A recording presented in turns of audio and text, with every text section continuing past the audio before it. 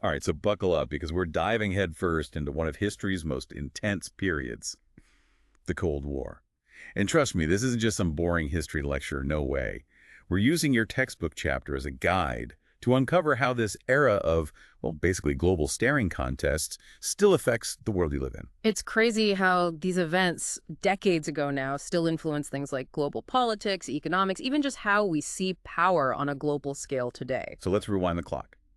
Picture this, World War II is over, finally, and the U.S. and the USSR are the last one standing. But instead of, celebrating, they're basically giving each other the side eye over the rubble. Yeah, it's a classic case of who's the real winner here, but like with global consequences. And it wasn't even just about who had more tanks and troops. It was about their core beliefs, their ideologies. Capitalism versus communism, almost like imagine two operating systems, each one convinced it's the only way to run a society, and they're both fighting for control of the entire planet's hard drive. Okay, yeah, that's a lot more intense than just picking between a PC and a Mac. So Yeah. how did this whole ideological battle actually play out in the real world? It's like this. The US was all about free markets, individual freedom, the whole shebang. They truly believed that their system was the one that brought prosperity. The USSR, on the other hand, they were all about a state-controlled economy, where the state's in charge of everything. And for them, equality and workers having control, that was the priority, even over individual gain. Every country caught in the middle of these two superpowers basically became like a pawn in this global chess match. And then on top of all that, you've got the whole nuclear weapons thing, which just seems completely insane looking back. It's like, we'll stop you from blowing up the world by threatening to do it first. Yeah, that's the chilling logic of deterrence, And honestly, it's way more complicated than just this idea of mutually assured destruction. I mean, some strategists, they actually saw it as like a gruesome math problem. You can make retaliation so unbelievably awful that no one in their right mind would ever dare to push that button. Then you've got others who said it wasn't really about the math, but it's about showing you're serious, convincing your opponent you're not messing around. So it was like a terrifying game of chicken, but with the fate of, well, everyone hanging in the balance. Pretty much. And what made it even scarier was how interconnected the world had become. Think about it. Before the Cold War, conflicts were mostly contained, geographically speaking. Now you've got these superpowers armed to the teeth and holding massive grudges. Any little misstep could have set off a chain reaction. And speaking of missteps, the chapter mentions these Cold War hotspots like divided Berlin. What made those places so volatile? Imagine a city, or even an entire country, sliced right down the middle. Each side is like a mirror image, reflecting those opposing ideologies. I mean, in Berlin, you literally had families who were separated by a wall. It was a physical representation of that ideological divide. Each side used these hotspots as almost like a testing ground, seeing how far they could push the other without accidentally starting a full-blown war. And let's not forget about the Cuban Missile Crisis back in '62. Way too close to home for comfort. The Soviets setting up shop with nukes in Cuba. Yikes. Talk about a stressful family reunion. Oh, absolutely. It perfectly illustrates just how fragile that balance of power really was. Suddenly, the U.S. wasn't playing chess across an ocean anymore. The board was right on their doorstep. And the thing is, we were this close to total disaster, not because of some big master plan, but because of miscommunication, suspicion, and that constant fear of things spinning out of control. Yeah, it's easy to think of the Cold War as this U.S. versus them kind of thing. But in the chapter, it talks about this whole group of countries who basically refused to pick a side, the non-aligned movement. Right. It was like they were saying, hey, we just got out from under colonial rule. We're not getting caught up in your power struggle. And this wasn't just a few countries either. We're talking big names like India with Nehru, Yugoslavia with Tito, Egypt with Nasser. Wow, yeah, those are some heavy hitters. But it wasn't just about staying neutral, right?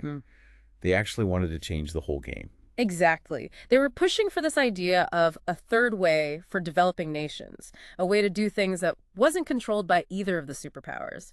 A big part of that was their push for a new international economic order, or NIEO for short. Yeah, the chapter mentions that, but I gotta be honest, that name's a mouthful. What was the NIEO all about? Well, they saw the global economy as kind of rigged, set up to benefit the wealthy Western countries. The NIEO was about trying to rebalance things, give developing countries more control over their own resources and better access to Western markets. So they could actually, profit from their own stuff instead of just being stuck as the raw material suppliers for the West. Exactly. They wanted a seat at the table when it came to setting the rules of global trade, not just having those rules dictated to them. For example, imagine a country that's got a ton of copper. Under the old system, they might be forced to sell that copper dirt cheap to some Western company who then turns around, processes it, and sells the finished product back at a huge markup. Okay, yeah, I can see why they'd want to change that dynamic. Yeah. But if this NIEO was such a good idea, how come it never really went anywhere? Well, for starters, you can imagine it got some serious pushback. The developed nations weren't exactly lining up to give up their economic advantages. Plus, getting that many developing countries all on the same page, that's like trying to herd cats. It's that whole herding cats problem, but with countries and their economies, right? So even though the NIEO didn't exactly change the world, it shows how the Cold War created this desire for more fairness globally. Absolutely.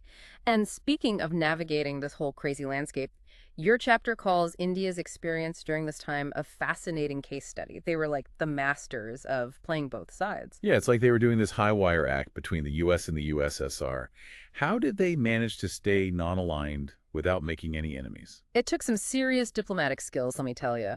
India played their cards really well, using their relationships with both the US and the USSR to get aid and support from whoever was offering at the time. Like, they were totally cool with taking economic help from the Soviets while also getting military aid from the West during those border disputes they had with China. Wow, talk about working the system. Wasn't that like a little opportunistic, though? Getting benefits from both sides without ever really committing to either one. Well, that's where it gets interesting. Some people criticized India for playing the field, but others saw it as a smart way to protect their own interests in a world that was divided in two. It makes you think, was non-alignment really about sticking to your principles, or was it just a really, really clever survival strategy? Or maybe, just maybe, it was a little bit of both. It definitely shows how complicated things were back then. This whole idea of choosing sides, it wasn't always so black and white. So it sounds like getting through the Cold War was kind of like walking a tightrope, but over a minefield. One false move and boom. Speaking of which, this chapter dives into all those arms control treaties they signed back then. Kind of a head scratcher, right? You've got this massive arms race going on, but they're also trying to like pump the brakes. It really shows you the weird logic of deterrence. Both sides knew that if things escalated too far, everyone loses. So they ended up in this super high-stakes game of diplomacy, trying to limit certain types of weapons, but without giving up their own strategic edge. It was about controlling this terrifying power they'd unleashed. Like trying to, I don't know, carefully disarm a bomb, knowing that you're holding everyone's fate in your hands. Yeah, exactly. Take the Strategic Arms Limitation Talks, or SALT, as an example. In '72, the U.S. and the USSR signed SALT I. For the first time ever, they actually put limits on how many nukes they could have. Now, it wasn't about disarmament, not really, but it was about managing this crazy arms race, stopping it from spiraling completely out of control. So instead of just building more and more nukes, they were trying to at least set some ground rules, right? Get a little bit of predictability in the game. Exactly. And that meant really understanding the other side, both what they were capable of and what they wanted. It wasn't just about the weapons themselves, it was about psychology, sending the right signals, and even, believe it or not, building a little trust, even in a relationship that was, well, mostly about not trusting each other at all. Talk about pressure. It's kind of hard to wrap your head around how they even managed to make any progress with all that tension and suspicion hanging over everything. And that's what makes the whole Cold War so scary. And honestly, it's amazing we didn't end up in a full-blown nuclear war at some point. It wasn't just about different ideas or powerful countries. It was about real people's lives hanging in the balance. Which brings us to that what-if question at the end of the chapter. The one that makes you think, what if things had gone differently during the Cuban Missile Crisis? Yeah, it's a chilling thought. Seriously chilling. And that, I think, is the biggest takeaway from our Cold War deep dive. This whole period, it might seem like ancient history now, but its legacy is still very much alive, you know? The choices they made, the risks they took, the lessons they learned, they're all still shaping our world today. It kind of makes you realize that even though the Cold War is over, the game never really ends, does it? The players might change, the issues might be different, but that desire for peace, that need to avoid those what-if scenarios, those are just as important as ever. Couldn't agree more. If we want to understand the world we live in now, with all its complexities, and especially if we want to avoid making the same mistakes, we have to learn from the Cold War. We have to learn from its, well, from everything. The good, the bad, and the just plain terrifying. So as we wrap up this deep dive, here's something I want you to think about. The world today is facing all these new challenges, new tensions. What can we learn from the Cold War, from both its successes and its failures, to make sure that the future isn't just a repeat of the past? How can we make sure the music changes, so to speak?